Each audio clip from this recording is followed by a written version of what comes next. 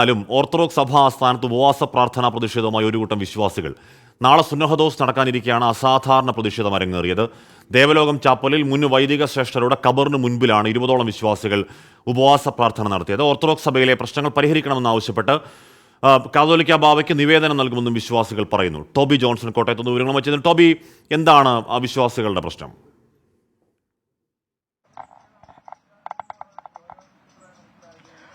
കഴിഞ്ഞ കുറച്ച് നാളുകളായിട്ട് നമ്മൾ കാണുന്നതാണ് ഓർത്തഡോക്സ് സഭയുമായി ബന്ധപ്പെട്ട് വലിയ ചില വിവാദങ്ങൾ, പ്രത്യേകിച്ചും BJPയിൽ ഒരു പുരോഹിതൻ ചേർന്നതിന് പിന്നാലെ ഉണ്ടായ ചില വാഗ്വാദങ്ങളും വെല്ലുവിളികളുമെല്ലാം സമൂഹ മാധ്യമങ്ങളിൽ പരസ്യമായിട്ടുള്ള വിഴുപ്പലക്കളുമെല്ലാം നമ്മൾ കണ്ടതാണ്. അതിൽ മനം നൊന്ത ഒരു കൂട്ടം വിശ്വാസികളാണ് ഇന്ന് ഒരു പ്രാർത്ഥനാ യജ്ഞവുമായി ഇന്ന് ഈ ദേവലോകത്തെ ആസ്ഥാനത്തേക്ക് എത്തിയത്. ഇവിടെ എത്തിയ ഏകദേശം 40ഓളം പേർ അവർ ഒരു പ്രാർത്ഥനാ യജ്ഞം പ്രതിഷേധത്തിന്റെ ഭാഗമായിട്ട് നടത്തി. അതിനുശേഷം കത്തോലിക്ക ബാവയെ നേരിട്ട് കണ്ട് ഇക്കാര്യങ്ങളിൽ ഒരു നിവേദനം കൈമാറാൻ കൂടിയാണ് തീരുമാനിച്ചിരിക്കുന്നത്. ദേവലോകം ചാപ്പലിന് മുമ്പാകെ വൈദിക ശ്രേഷ്ഠരുടെ ഖബറുണ്ട്.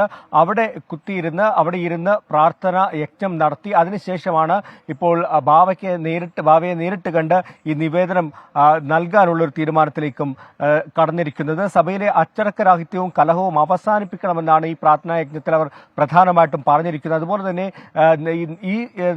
ഇത്തരത്തിലുള്ള പ്രശ്നങ്ങൾ ഉണ്ടാകുമ്പോൾ നേതൃത്വം സ്വീകരിക്കുന്ന നിലപാടുകളെ എല്ലാം തന്നെ അവർ വിമർശിക്കുന്ന ഒരു കാഴ്ചയും കൂടി നമുക്ക് കാണാൻ സാധിക്കും. ഏറ്റവും പ്രധാനപ്പെട്ട ഒരു കാര്യം, നാളെ ദേവലോകത്ത് സഭാ സൂനകദോസ് നടക്കുന്നതിന് തൊട്ട് മുൻപാണ് ഈ ഒരു സമരം എന്നതും കൂടി എടുത്തു പറയേണ്ടതാണ്. അതോടൊപ്പം തന്നെ നാളെ സൂനകദോസ് നടക്കുന്ന സമയത്ത് ഈ സഭാ ആസ്ഥാനത്തിന് മുൻപാകെ ഉപവാസ സമരം നടത്താൻ കൂടി ഈ വിശ്വാസികൾ തീരുമാനിച്ചിട്ടുണ്ട്. ഏതായാലും സഭയിൽ ഇപ്പോൾ നടക്കുന്ന പ്രശ്നങ്ങളിൽ മനം നൊന്ത് അല്ലെങ്കിൽ അത്തരത്തിലുള്ള പ്രശ്നങ്ങൾ അത് അവസാനിപ്പിക്കണമെന്ന് ആവശ്യപ്പെട്ടുകൊണ്ടാണ് ഒരു വിഭാഗം വിശ്വാസികൾ ഇത്തരത്തിലുള്ള ഒരു പ്രാർത്ഥനാ യജ്ഞ പ്രതിഷേധവുമായി രംഗത്ത് വന്നിരിക്കുന്നത്.